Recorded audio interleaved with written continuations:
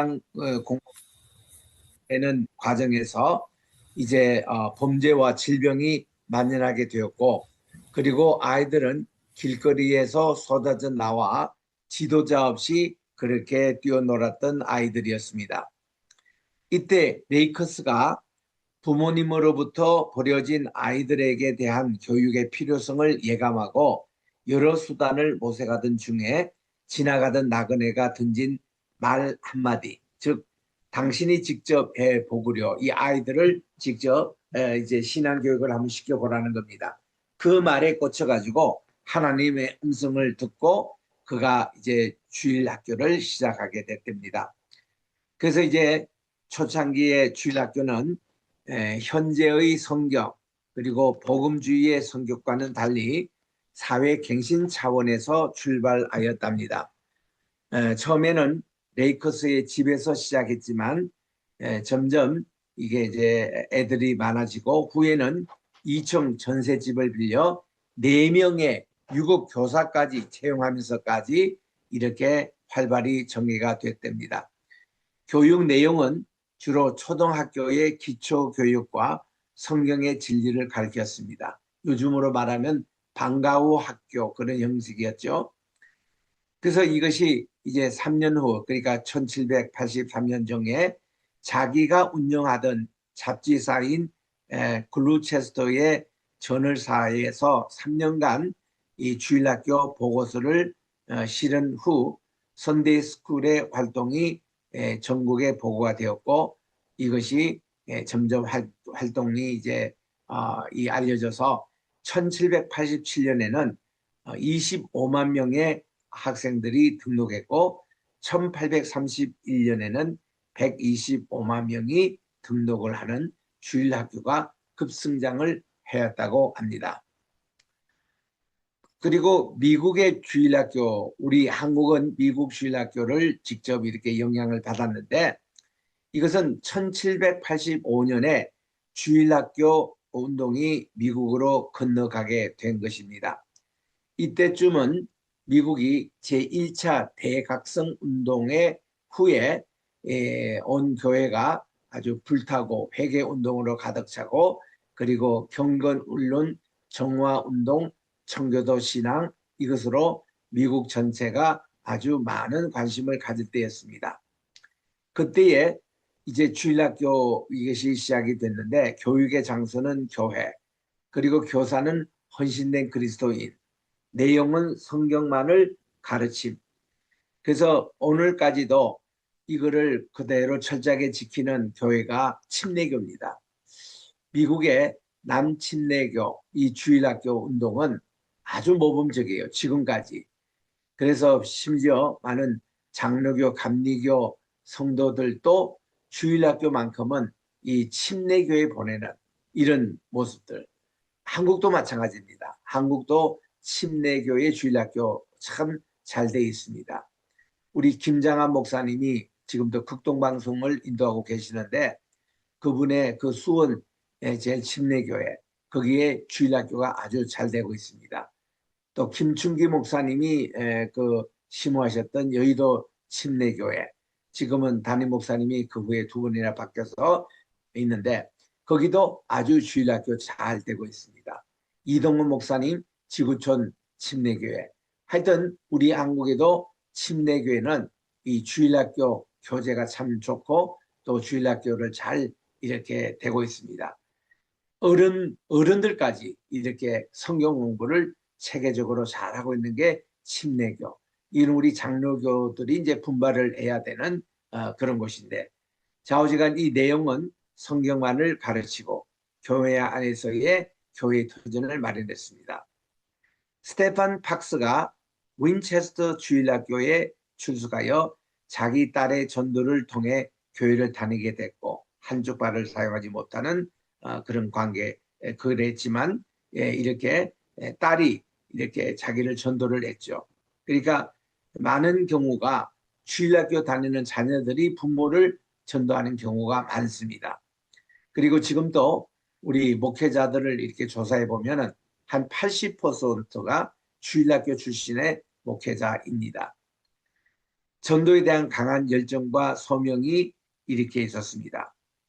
그래서 20년간 미국의 이 주일학교 운동, 제1차 대각성 운동의 영향으로 2차 대각성 운동까지 올 때까지 교회에 1314교회가 주일학교 프로그램이 생겼고 8만 3천 명의 어린에게 전도가 됐고, 이때 무디 목사님은 이 특별히 18살 때 예수를 믿게 됐고, 이분이 예수를 믿고 나서 바로 주일학교 교사를 했습니다. 그래서 이분은 어린이 전도 또 어린이 주일학교에 아주 열정을 가지고 이거를 부흥시켰습니다. 그래서 훗날 여기서 자라난 아이들이 대학생이 됐고, 대학생이 돼서 1800년, 1890년 어간에는 D.L. 무디의 그 집 바로 앞이 헤르몬 산이 있었습니다. 그 매사추세츠 있는 자기의 생가 바로 앞에 헤르몬 산에 이 대학생들이 집결을 해가지고 10만 명이 자기들은 자원, 발란티어, 그러니까 무슨 뭐 돈과 관계없이 자기들 스스로 자원해서 세계 선교에 가겠다고 헌신하는 친구들이 10만 명이나 되는, 이게 유명한, 그래서 여기 출신들이 다 일본과 한국과 중국에 선교하러 온 겁니다. 우리나라의 최초 선교사인 언더우드, 아펜젤라 부부, 그리고 또 머페 선교사님, 또 스크랜턴, 이런 분들이 다 무디의 이 10만 명 자원 선교사 출신들입니다. 자, 주일학교 그 정신의 출신들이죠. 그리고 유명한 그 어머니의 날, 우리 안나스 얘기가 나오는데, 카네이션, 이것도 시작이 미국의 그 바로 보스턴에 근처에 있는 그 교회에 돌아가신 어머님을 추모하기 위해서, 그 어머니가 주일학교 교사였거든요. 그 어머니를 추정하기 위해서 안나 자바스가 시작한 운동이 바로 미국의 어머니 날이 되고 어머니 주일이 된 것이죠. 이것도 미국 주일학교에서 시작이 된 겁니다. 그래서 이 세계로 퍼진 이 주일학교 시작의 의미는, 첫째, 함령의 평신도의 헌신적인 열정으로 시작되었다는 거, 아까 얘기했던 그 분입니다. 두 번째는 창조적인 소수의 헌신이 변화와 개혁을 가져옵니다. 세 번째는 사회교육적인 차원에서 교회 학교가 시작이 됐습니다. 이 교회학교라는 명칭은 1970년에서 80년대 넘어올 때, 그때 이 대한예수교 장로회 통합 측에서 이 명칭을 처음 시작했습니다. 그래서 이 주일학교 하면은 주일날만 교육하는 그런 개념에서 그것을 좀 더 크게 확장해서 교회학교에서 일주일 내내 교육하는 그런 어떤 개념으로, 그리고 또한 이것이 어린이뿐만 아니라 전 장년부, 노년부까지 우리 성경을 배우고 하는 그런 개념으로 교육의 개념이 이렇게 넓어졌던 것이죠. 그 다음 네 번째는 3살적 버릇이 여든까지 간다라는 게, 우리 한국에도 아름다운 미풍양속이었지만 유대인에게도 3살까지 유아교육 중요시 여깁니다. 그러면 평생 간다는 거죠. 그 3살이라는 게 어린아이들이 엄마의 젖을 먹는 그런 나이였다고 합니다. 그래서 이때에 배웠던 교육, 이때 배웠던 습관, 버릇, 이것이 평생 간다는 겁니다. 그래서 우리 성경의 모든 인물들, 이삭도 그렇고 모세도 그렇고 사무엘도 그렇고 모두 다 3살 때까지 엄마의 모유를 먹이면서 받았던 그 교육이 평생 같습니다. 그런 성경적인 원리로 우리들은 주일학교 교육을 시킵니다. 다섯 번째로, 다시 주일학교 운동이 부흥되어야 한다라는 게 오늘날 지금 21세기 중반기로 가고 있는 우리 한국 교회에 주는 메시지입니다. 지금 한국은 이 어린아이를 낳는 그것이 점점 줄어들어 가지고 세계에서도 뭐 몇 번째 가는 저출생 이 나라가 되고 말았습니다. 다행히도 작년 2025년에 이것이 이제 조금 다시 오르고 있다고는 합니다. 그런데 지금 많은 교회 주일학교가 없어지고 있습니다. 그리고 많은 국가의 초등학교가 없어지고 있습니다.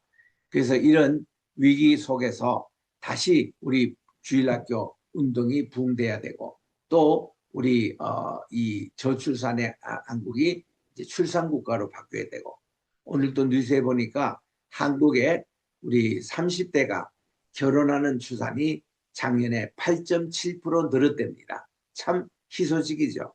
이것은 우리 교회도 교회대로 생육하고 번성하라, 땅에 충만하라, 우리 이 창세기 1장 28절의 이 말씀 가지고 많이 우리 격려도 하고, 또 우리 정부나 지자체에서도 이 아이들 출산하는데 많이 협조합니다.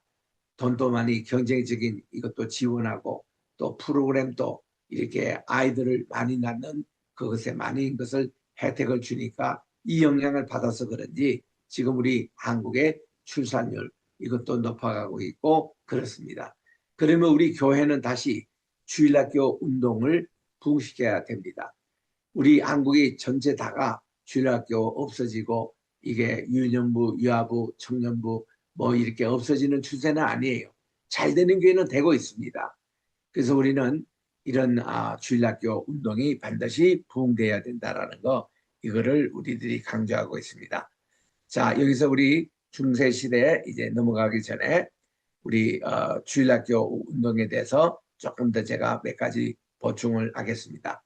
왜냐하면 우리 기독교육학이라 이것은 우리 처음 시작된 것도 다 주일학교를 위해서 이게 시작이 됐고, 우리 여기서 우리 교사 선생님의 훈련, 그리고 커리큘럼을 우리가 작성하는 일, 또 어린아이들의 그 찬송가를 따로 만들기도 하고, 여기서 많은 율동도 이렇게 만들어서 보고를 합니다.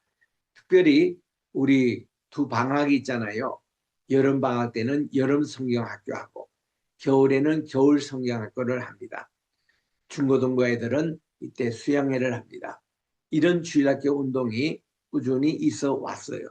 요즘은 이것이 많이 이제 없어지거나 또 이렇게 그 축소가 돼가지고 그렇게 하지만, 이것이 아이들에게 훗날 미치는 영향이 매우 큽니다. 그런 면에서 우리는 이 주일학교 교육에 대해서 신경을 써야 되고 이러는데, 저도 이제 주일학교 출신이고 주일학교 중요성을 지금까지 강조하다 보니까 저는 이제 이 어른들까지 주일학교 이 정신으로 계속 성경 공부하자는 그런 주의거든요. 우리는 정말 이 아이들이 이 자랄 때에 주일학교에서 배운 노래, 이거는 평생 갑니다. 탄일종이 땡땡땡 은은하네 퍼진다. 이게 산골짜기도 퍼지고 저 바다에도 퍼지고 성탄의 소식이 퍼진다는 거. 참 이런 거 우리 주일학교에서 다 배운 겁니다. 하얀 눈 위에 발자국 두 개 있으니 그 하나의 발자국은 내 발자국이고 하나님은 주님의 발자국인데 이 발자국이 어디로 가는가 보니 교회로 가더라. 이렇게 이제 이런 간단한 노래를 통해서 예수님에게 나가고 정말 이런 노래를 우리가 합니다. 제가 이 주일학교 때에 이렇게 참 성경 암송대회도 1등을 하고 또 찬송가도 1등을 해서 200명 우리 아이들 이렇게 모이는 가운데서 제 목소리가 제일 컸습니다. 그때 이제 찬송가 경륜대 할 때 내가 또 1등 했던 노래가 나는 주의 화원에 어린 빛집 꽃이니 은혜 길을 머금고 고이 자라납니다. 주의 은혜 감사해 나는 무엇 드리리 사랑하는 예수님 나의 향기 받으소서. 지금 불러도 이거 얼마나 참 귀한 어린아이 노래입니까? 참 이런 노래를 우리가 주일학교 때 다 배웠습니다. 그리고 이제 그때 우리 예배 다 끝나고 돌아갈 시간인데 저녁 예배 끝나면은 어둑어둑해져요.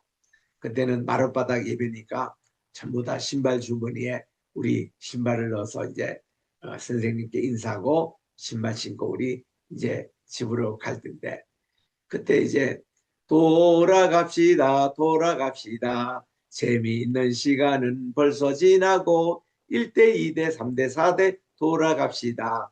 이것도 우리 헤어지는 송했지 않습니까? 그리고 그 후에 또 나온 노래로, 제가 그때는 교사할 때였습니다. 아이들에게 여러분 우리 동무여 가만히 가만히 예수님 손을 붙잡고 안녕히 가세요. 이리고 참 이 작별 인사하면서 우리가 헤어졌던 그 추억들, 참 이게 우리 주일학교의 정서였습니다. 그래서 우리 이 주일학교 이름은 제일 대표적인 게 여름 성경학교였어요. 흰 구름 뭉게뭉게 피는 하늘에 아침에 명랑하게 솟아오른다. 손에 손을 마주 잡은 우리 어린이 발걸음 가볍게 찾아가는 길, 즐거운 여름학교 하나님의 집. 진리의 성경 말씀 배우러 가자. 얼마나 신나는 겁니까? 3절까지 우리 율동까지 해가면서 우리 이제 어린이 여름 성경학교 이렇게 좀 시작이 됐습니다. 그래서 그 여름 성경학교 때 배웠던 그런 노래들, 율동들이 지금도 이렇게 기억이 되는 노래들이 참 많잖아요.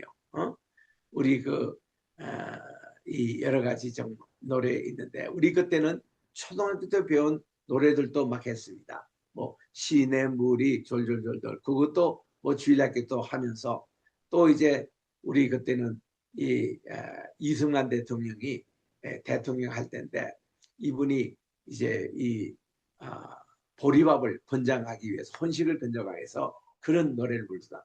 이제 먼동이 드는 아침에 개똥이네 집에서 아침을 먹네. 옹기종이 모여 앉아 먹는 보리밥.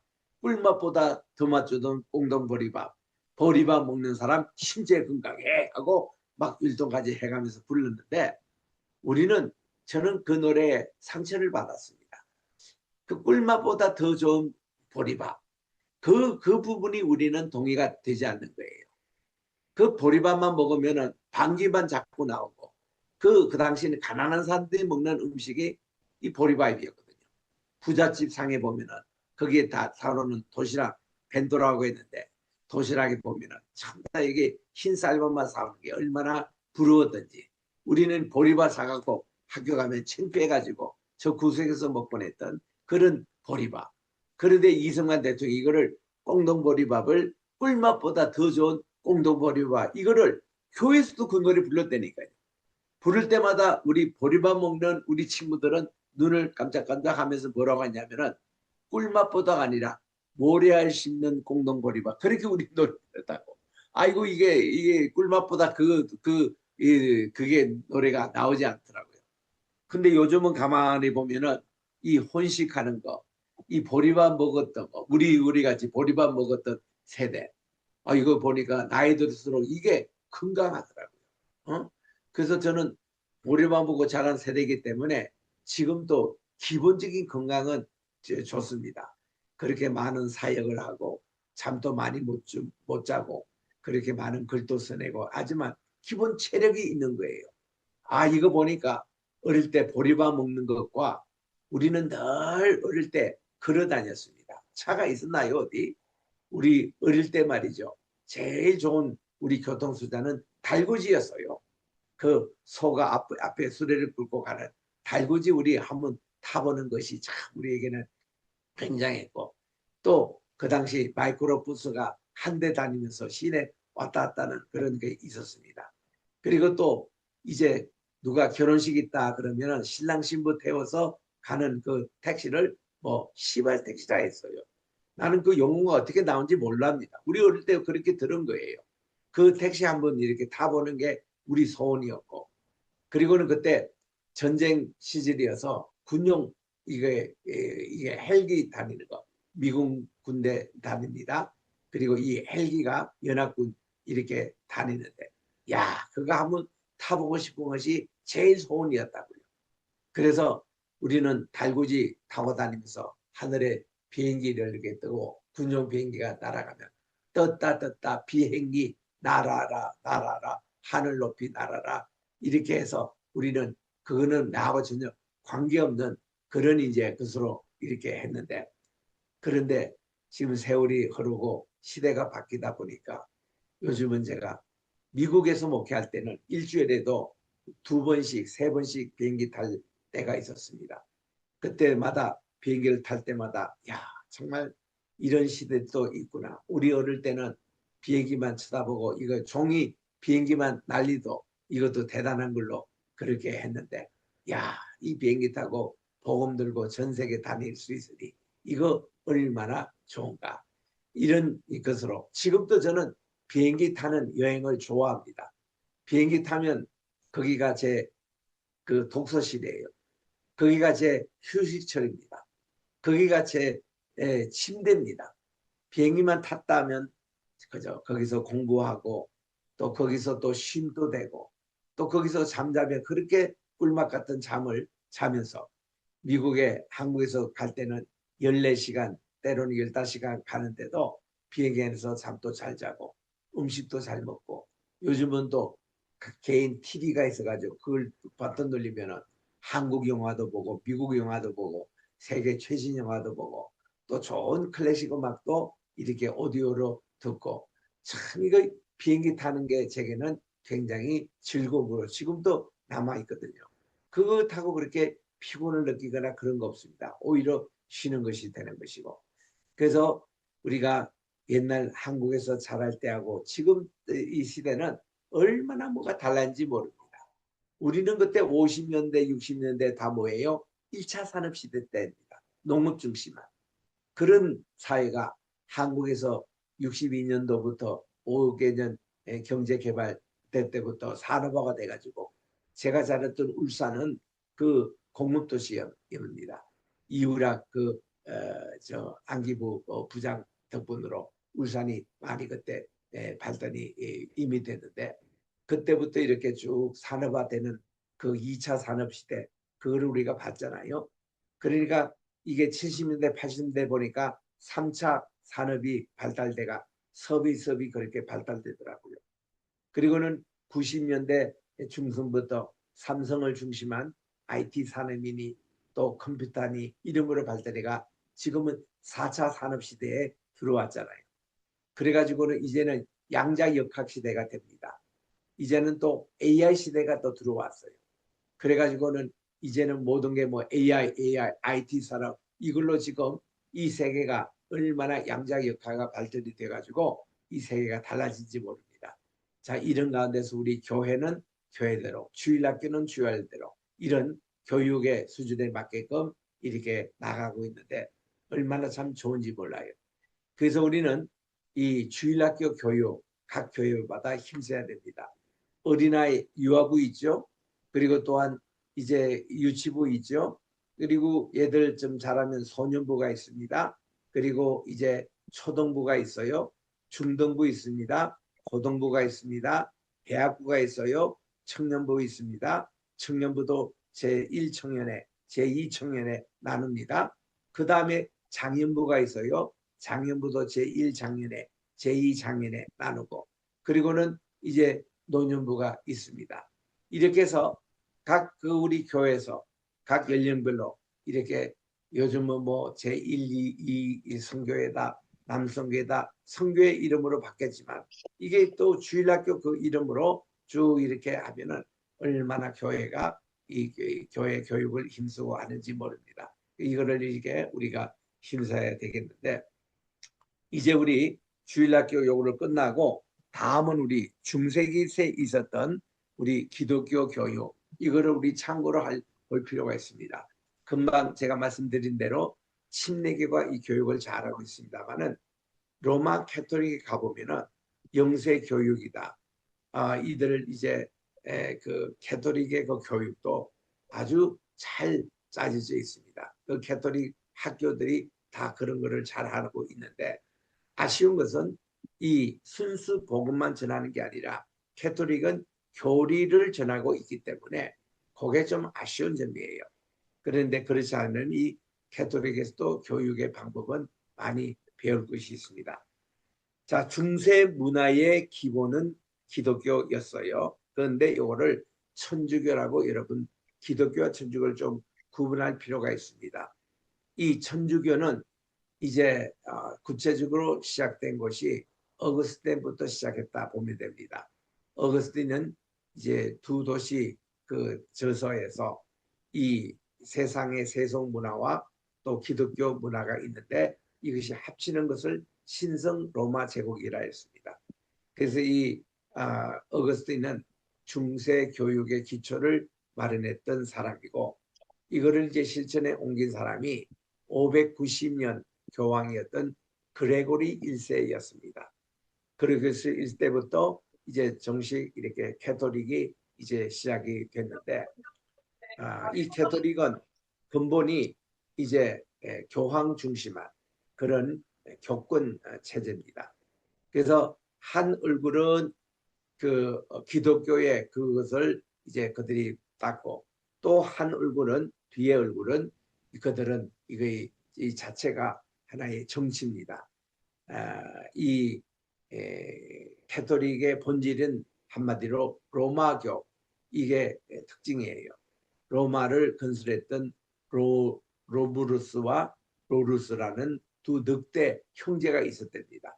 이들이 이제 이거를 로마 그를 이제 세웠기 때문에 로마교를 세웠던 태양신이 있어요. 이 태양신, 태양이 출생한 날이 동지섣달이라고 합니다. 동지 때 보면 밤이 가장 짧잖아요. 그리고 낮이 가장 긴 것이 동지날입니다. 미안해요. 제가 거꾸로 얘기했습니다. 동지는 밤이 가장 긴 날입니다. 낮이 가장 짧은 거예요. 그래서 이 동짓날에 태양이 새롭게 출생한다 이렇게 믿고 있는 것입니다. 그게 12월 옛날 로마의 달력에 보면은 로마의 달력도 두 개 있잖아요. 율리우스 달력과 그를 예전에 썼던 것이고 오늘날 쓰는 게 그레고리 달력입니다. 그레고리 달력에 의하면 12월 25일이 옛날 로마 시대 때의 그 동지날이었습니다. 그래서 성탄절을 325년 이제 니케아 회의에서 12월 25일로 정한 것이 그 당시 로마 사람들이 지냈던 동짓날을 이렇게 택해서 그렇게 된 것입니다. 그래서 그러다 보니까 모든 게 이제 캐톨릭 그런 중심으로 이 로마 그런 중심으로 이렇게 된 것이 바로 이 가톨릭이었다 그거고 우리 기독교는요. 그렇게 로마 황제 10명으로부터 박해를 250년간 받았습니다. 그럼에도 불구하고 변질되지 않고 이 복음을 그대로 가져왔던 그런 이제 우리 기독교. 그래서 많은 박해를 받았습니다. 그래서 숨어있는 교회, 지하교회가 많았습니다.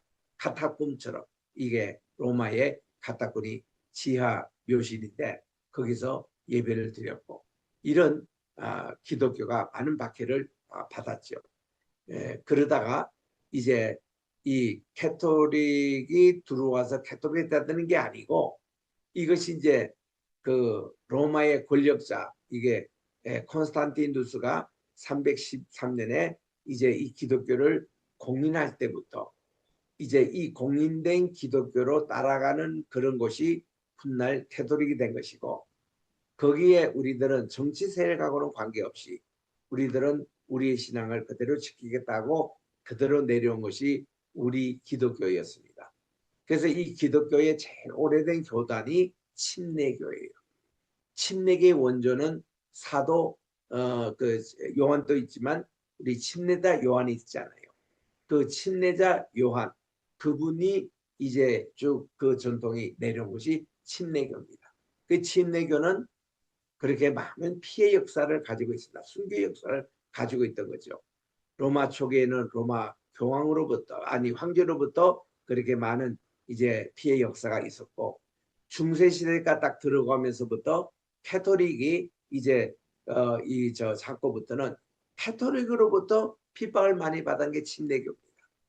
그래서 이게 피 흘림의 발자취가 있는 그런 교회사를 우리들이 봐야 됩니다. 얼마나 이 캐토릭 교도가 우리 이 침례 교인들을 죽였냐면은 8천만 명. 지금 우리 한국 인구가 전 세계에 흩어진 인구 합치면은 한 8천만 명이 된다고 그래요. 우리 남한에 5,200만, 북한에 2,700만 정도, 그리고 해외에 250만 내지 350만 있는 이 동포를 다 합쳐도 8천만이 조금 덜 될까 뭐 그 정도 어간입니다. 그 많은 숫자가 이 캐토릭으로부터 이 기독교인들이 죽음을 당했던 거예요. 많이 죽음을 당했던 것이 재침례파. 우리 유아 세례로 가지고는 약하다. 그들이 이제 애가 어느 정도 자라서 16살 될 때에 자기 입으로 예수님을 나의 구세주로 고백해야 그때 재침례, 다시 침례를 주자 하는 이런 교단이 많이 핍박을 받았습니다. 그리고는 우리 그 교리 관계상 캐토릭으로부터 많은 우리 개혁자들 다 그러지 않습니까? 우리 마틴 루터도 캐토릭 신도였는데 그분이 이렇게 캐토릭을 그 항의하고 복음의 진리를 세우려 할 때 얼마나 많은 박해가 심했습니까? 또 요한 칼빈 목사님 그랬습니다. 또 잔 낙스도 그렇게 어려움을 많이 당했습니다. 그 훗날 우리 잔 웨슬레 그리고 우리 이 철로 역전을 지었던 그런 번영 같은 분들 이런 분들이 다 참 캐토릭부터 어려움을 당했어요. 또 이 그 스펄전 목사님 이분은 이미 영국의 그 침례교 목사님이신데 그분도 어려움을 많이 당했고 또 영국의 그 구세군 세웠던 부스 같은 분들 윌리엄 부스 이런 분들이 다 캐토릭부터 어려움을 당했던 분들입니다. 그래서 이런데 하여튼 우리 캐토릭은 그래도 우리 기독교가 저분들이 시작될 때에 우리가 같이 이 역사를 어느 정도 했습니다. 한 100년, 200년 그 정도. 이러기 때문에 우리는 또 캐토릭에 대해서 전혀 무시할 수도 없는 거예요. 자, 학문에 있어서 신학이 가장 중요시되고 철학은 문학의 종이었습니다. 이 기독교 그 자체의 발전이 중세의 사상적, 문학적, 교육적 특징을 뒷받침하는데 대학에서는 신학부가 가장 격식이 높았습니다.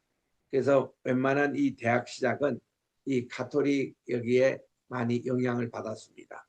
우리 캠브리지, 옥스퍼드 대학 설립될 때가 12세기였거든요. 그때 이때 캐톨릭의 수도원 여기서부터 이 대학들이 시작을 했다고 그럽니다. 그리고 독일에 있는 많은 대학들 다 이런 뿌리를 가지고 있습니다. 그리고 이제 미국에 왔던 청교도들이 가져왔던 이 교육제도 하버드, 예일, 프린스턴 이것은요 청교도 신앙이 많이 있는 그런 이제 교육기관이었습니다. 기독교 문화가 이 그리스 로마의 문화와 대조되어 서양 문화의 2대 조류를 만들었기 때문에 기독교가 교육 제도, 내용 및 방법에 끼친 영향은 지대했습니다. 고대 근도 교육에 있어서 인간 본의 및 주지주의가 중시된 때 비해서 기독교의 이상은 신을 본의로 한 주정주의에 입각했습니다. 캐톨릭도 마찬가지입니다. 이러한 신본의와 주정주의가 고대 교육의 인간 본의 및 주지주의와 대조가 된 것이 원시 기독교 이상의 특색이었습니다. 이러한 이상은 내세에서만 추구할 수 있다는 것이고 현세에서는 불가능합니다. 따라서 초현세주의, 내세주의, 도야 사상이 원시 기독교의 이상이었습니다. 이게 이제 이 캐톨릭 또 기독교 같이 공유하는 우리 초대교회 그때 이상이었고 또한 동포의 정신과 사회 동포주의를 표박 적극적인 의미에 있어서 적을 사랑할 수 있는 정신을 도야했습니다. 이와 같은 기독교의 이상을 중심으로 한 초기 기독교는 종교 자체를 하나의 교육으로 받아들였습니다. 그들에게는 지적 발달을 위한 어떤 것보다 도덕적 훈련이 최고의 과제였습니다. 교육적 이상이었죠. 그리스도의 설교와 교훈 자체가 그들이 주장하는 높은 이상이었고 교육의 목적임과 동시에 내용이었습니다. 그러므로 그들에게는 내세를 위한 영원한 생명을 위하여 준비하는 일이 곧 교육적인 이상이었습니다. 이와 같은 교육적 이상은 교육제도에 있어서도 종교를 중심으로 하여 신을 신봉하는 것을 목표로 하였습니다. 여기서 이제 신학이 나오는 거죠. 또 중세의 교육 사회에 보면은 기독교가 로마 황제의 박해에도 불구하고 중세의 정신계를 주도적으로 역할할 수 있게 된 것은 기독교의 희생과 사도의 전도, 또 성도의 선교 정신이 민심을 감동케 했기 때문에 그렇습니다. 이때부터 이교도를 그리스도 교도화에 하기 위한 학교가 발전이 됐고 2세기 경에는 문답학교, 고급 문답학교, 사원학교 등 세 가지 단계의 학교가 성립이 됐습니다. 이런 캐토릭의 그런 이제 이 교회학교 이 정신이 훗날 이제 기독교에도 영향을 많이 미치고 있습니다. 이어서 6세기부터는 수도원이 기독교 승리의 수양소로서 중요한 역할을 하였습니다. 각 나라마다 수도원이 세워지거든요. 이 수도원의 제일 기초는 바로 이집트에서 세워집니다. 이집트에 보면은 사하라 사막이 95%예요. 5%만이 나일강 유역의 지역입니다. 그 지역만 인구가 살고 나머지 사막에는 사람이 살 수가 없는 곳입니다. 단 오아시스, 냇물이 발견이 되고 물이 발견되고 우물이 발견되는 곳은 사람이 살고 있어요. 이런 곳에 수도하는 분들이 있습니다. 유명한 분이 안토니우스라는 분입니다. 이분이 AD 230년 어간부터 이 사막에서 수도를 했던 분이에요. 그러니까 예수님의 십자가 거기 동참한다고 거기서 금식하고 금욕 생활하고 거기서 그 하나님과 깊은 말씀의 명상 생활했던 것이 이 사막 교부들의 생활이었습니다. 이분들로부터 이제 수도 운동이 저 그리스에도 나옵니다. 그리스에 보면요, 높은 절벽 타고 그 위에 수도원을 짓고 그게 평생을 사는 수도사도 있었습니다. 참 이게 그리스에 가보면 맨 밑에는 이 아가야 그 지방이라고 그렇게 하고 그 밑에 이제 마게도니아 지방이 있다는 그 중간 이 지역에 이런 수도원의 운동이 활발했습니다. 또 뿐만 아니라 지금도 옛날 그리스 영역에 속한 마게도니아 나라도 있습니다. 그리고 크로아치아라는 나라도 있습니다. 이런 곳에 가보면 그 옛날에 수도원 운동을 하던 그런 흔적이 남아 있어서 한 번쯤 이렇게 다 방문할 필요가 있습니다. 대단해요. 우리 지금 그동안 성막 교육을 하다가 감리교에서 은퇴하시고 지금은 봉세 수도원이라고 하시는 목사님이 계세요. 강문호 목사님이라고. 강문호 목사님을 봉세 수도원에서 만났습니다. 봉세라는 게 뭔가니 거기를 한번 입소하면은 세상에 밖에 나가기가 거의 불가능할 정도로 그리고 그런 옛날 수도원 정신을 가지고 합니다.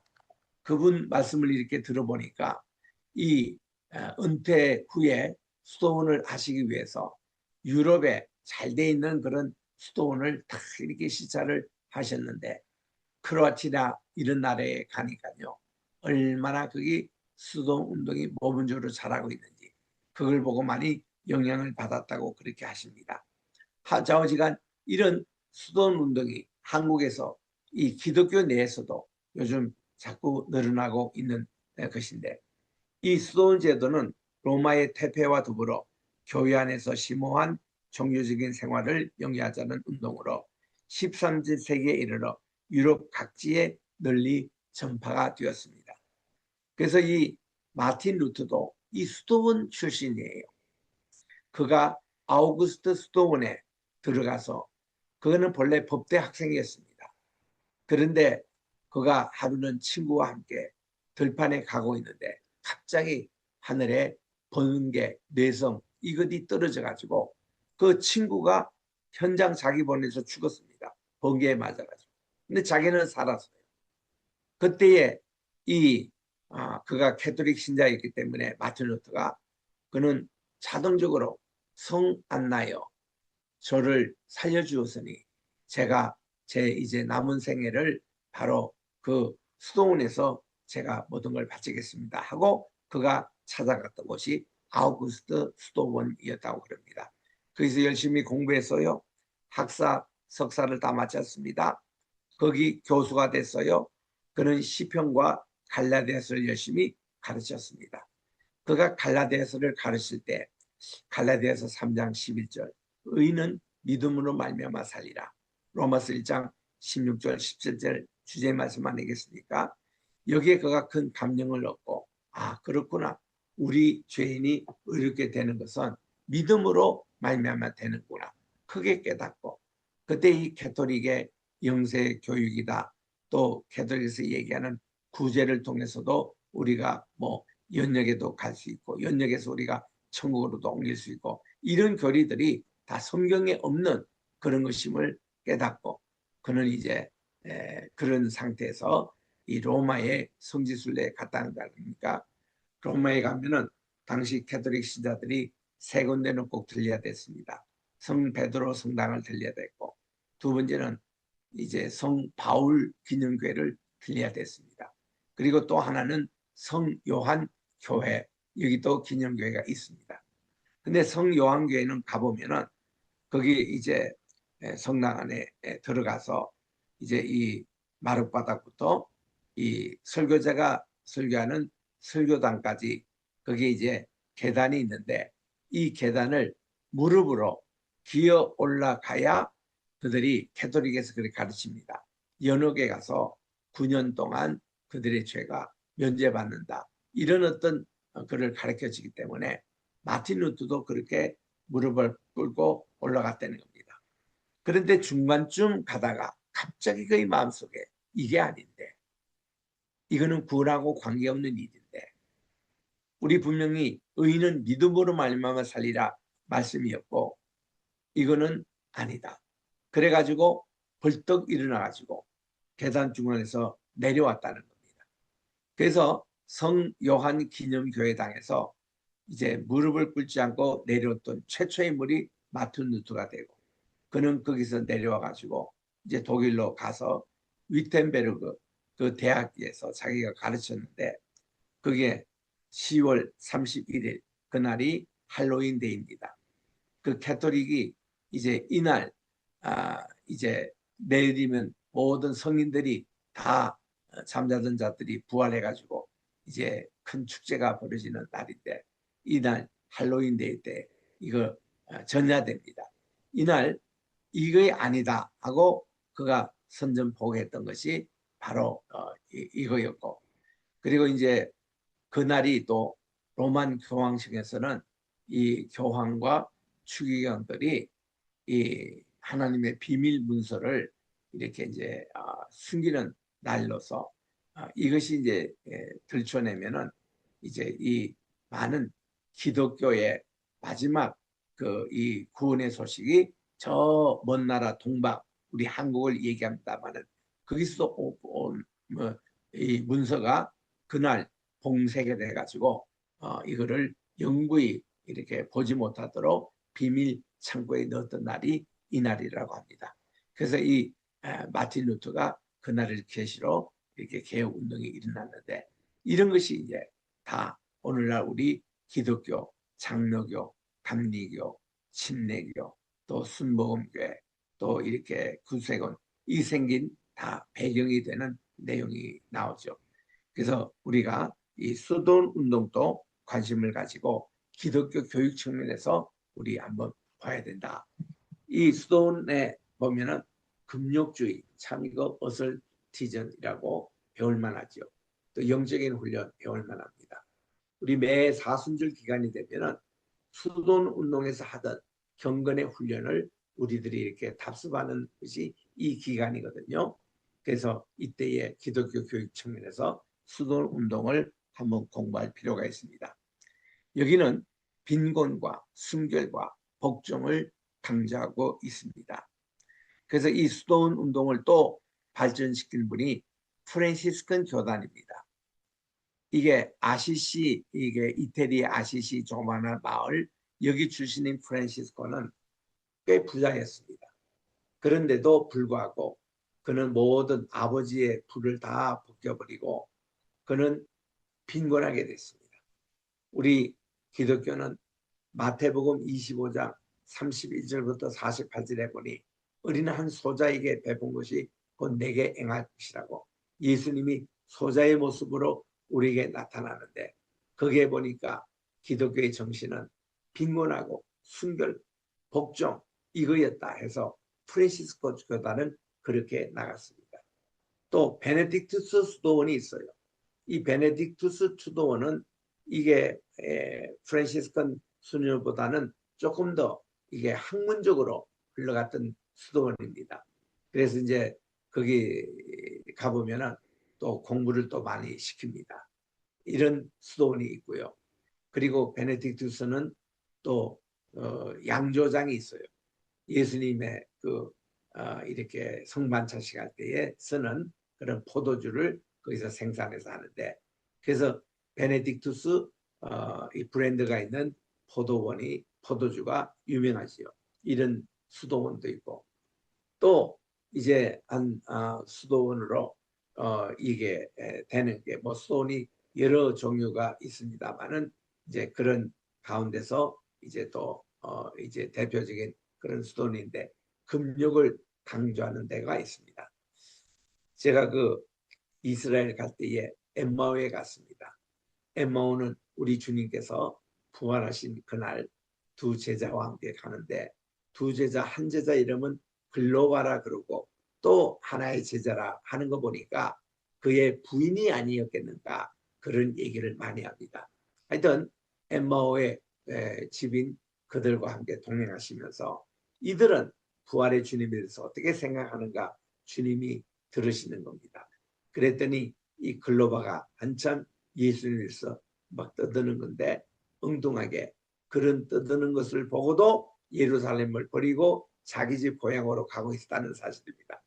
그때 예수님께서 구약에서부터 쭉 시작해서 예수님에 대한 것을 쭉 이들에게 전했습니다. 그랬더니 그들의 마음이 뜨거워진 거예요. 그러니까 이 부활의 스토리와 예수님의 관계를 성령에 입각해서 하나님께서 예언하신 대로 그대로 실현됐음을 이렇게 그들에게 알리니까 그들의 마음이 뜨거워지고 너무 은혜를 받아가지고 이제 엠마오에 도착해서도 저들이 주님을 그냥 가시게끔 안 하고 자기 집으로 모셨습니다. 모셔가지고 오늘 낮도 이렇게 이미 어둡고 그리고 우리 집에서 유하시고 식사도 하시고 그렇게 하시라고 그 주님도 같이 들어가셨어요. 그때까지도 이분이 부활의 주님인 줄 몰랐습니다. 열심히 식사 준비를 했어요. 식사 준비를 하고서는 그 당시에 그 예법이 대개 보면 나그네를 이렇게 초청해 식사 또 유숙 잠자리까지 이렇게 제공할 때는 대개 주인이 이 음식에 대해서 축복기도 하고 감사기도 하고 이 나그네도 축복해 주는 게 예법입니다. 그런데 그날만큼은 글로바가 이 오실 때 이분이 말씀하실 때 우리가 자기들의 마음에 뜨거움을 받았기 때문에 그 자리를 대신 양보합니다. 오늘 축복 기도는 선생님께서 해 주십시오. 그 예수님께서 감사기도 축복 기도를 하는데 그들의 영의 눈이 열려가지고 부활의 예수님을 바라보게 된 겁니다. 그러니까 주님 하고 그들이 아는 순간에 우리 주님은 사라졌습니다. 사라진 것이 아니고 사실은 그들의 영안이 다시 닫혀가지고 주님이 그 식사 시간에도 함께 계셨고 그들이 다시 또 예루살렘 돌아올 때도 그들에게 동행해 오셨지만 그들의 눈은 보이지가 않았던 거죠. 그래서 이때 이들이 너무 놀래가지고 다시 이제 예루살렘으로 그 밤에 돌아왔잖아요. 돌아와서 사도들이 다 이렇게 집결해 있는 마가의 다락방에 도착을 했는데 부활의 주님이 따라오신 거죠. 그들과 함께. 그래가지고 결국 이제 그들 다 모인 자리에서 우리 주님이 나타나셔서 또 저들을 만나주신 이런 놀라운 사건이 부활하신 이후 제자를 만났던 첫 번째 만남이 엠마오 두 제자 집 그리고 이 예루살렘 그날 밤중에 돌아와서 만나신 사건이죠. 이게 엠마오입니다. 그 엠마오의 그 이 예수님이 나타나신 이 기념 교회다. 거기를 이제 거쳐서 그 옆에 보니까 이제 갈멜 수도원이 있습니다. 갈멜 수도는 여성들만 이렇게 모이는 수녀원이었습니다. 그렇게 가보면은 거기에 많은 분들이 입에 반창고를 이렇게 붙이고 입을 이렇게 봉해 있습니다. 밥 먹을 때 음식을 물을 마실 때 그때만 잠깐 열고는 항상 닫고 있는 거예요. 그래서 이제 우리들도 거기에 방문해서 식사 대접을 받으며 거기에 이제 원장 되시는 이분과 대화를 했습니다. 아니 저분들 많은 분들이 입에 이렇게 다 봉했는데 왜 저러시냐 했더니 저분들이 다 1년 차라는 거예요. 이 수련에 들어가면 1년 동안은 반드시 입을 이렇게 봉해야 된다는 겁니다. 무슨 의미입니까? 예, 우리가요 입으로 짓는 죄가 많기 때문에 입부터 성결하고 수도를 한다는 겁니다. 여기서부터 절제를 훈련한다는 거예요. 아유 그렇구만요. 그리고는 우리가 밑으로 내려와서 차를 마시면서 이제 입을 봉하지 않는 2년차 된 이 수녀들 몇 사람하고 대화를 했습니다. 그래서 야 여러분들도 저거 다 거쳤구만. 예, 우리 다 거쳤습니다. 우리가 이렇게 물어봤습니다. 야 그때 1년 동안 좋았었겠네요.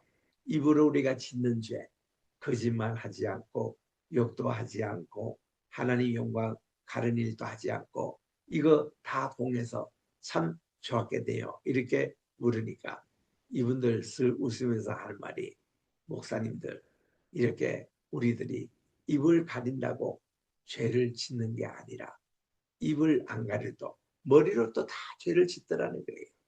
그래서 저것도 하나의 도움이 된다 뿐이지 저렇다고 해서 죄를 안 짓는 게 아니라는 겁니다. 그 얘기를 딱 들을 때에 참 이게 동의가 되는 거예요.